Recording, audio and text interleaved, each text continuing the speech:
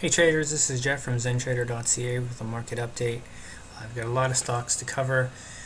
The timing signal here went bullish on Monday. I sent out an update to those of you on my free subscriber list. If you're not on there and you do want on there and be notified in a timely manner, you go to ZenTrader.net and sign up there. It's free. At this point, we've rallied about 50 points from when timings. This is on the Nasdaq. So this no matter what, barring a gap down, a major gap down, this is going to be a positive trade. I would not let this turn into a loss. I would let this 30-25 area be. It was a high here, kind of chugged around here for a while, and we took off. I would not let this, if we were to go back down to 30-25, I would be thinking that we're probably going to head lower. It's difficult to say. When you get into a trade and you have a profit, 50 points over the course of 4 days, just as a general rule of thumb, you should not let that turn into a loss in any way. I'm not recommending trimming now because I think that we're going to go higher.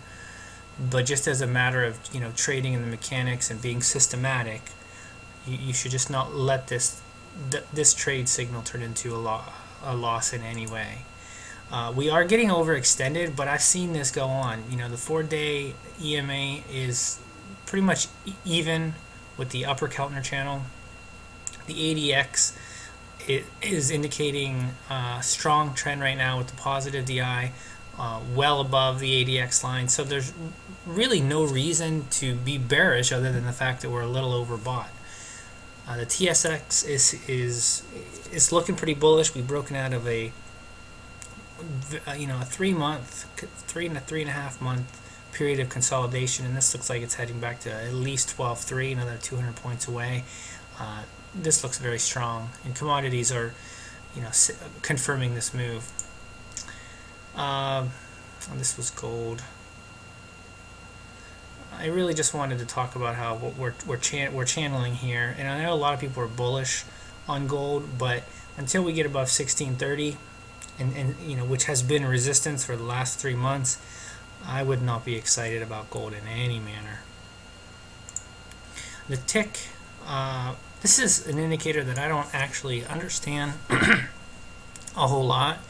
I've tried to make heads or tails of it, in terms of incorporating it as some kind of secondary indicator. I'm still playing around with it. It is approaching an area where it could be viewed as overbought, but most of the charts I'm looking at are still bullish. So I don't know. Maybe some of you guys can weigh in if you've had some experience with this particular indicator.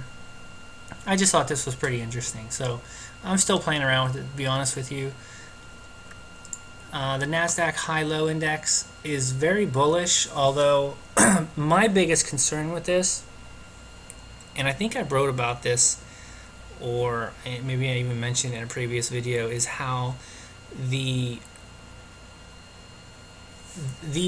hills and valleys behind here is the actual Nasdaq high-low indicator, and you can see how they're declining, especially as the market is coming right back to a previous top. This can be taken as extremely bearish, in my opinion. You can see how here back in 2011, these were kind of doing that as well. They're kind of forming lower highs, and the market was kind of consolidating in this range, and then the market just took a big dive. Now, I'm not suggesting that that's going to happen, but if these don't start to make some higher highs, then that's going to be an issue. I'm going to have to make 2 videos tonight because I wanted to talk about the dollar. So everything looks good right now, and I fully expect the Nasdaq to go back, which that's what this black line is, to go back to the previous height, and then at that point we're gonna have to see if the bulls have exhausted everything they've got to get back there, or if we can maybe do a sideways consolidation and push up, sideways, push up, and then break out. That's ultimately the most bullish scenario possible.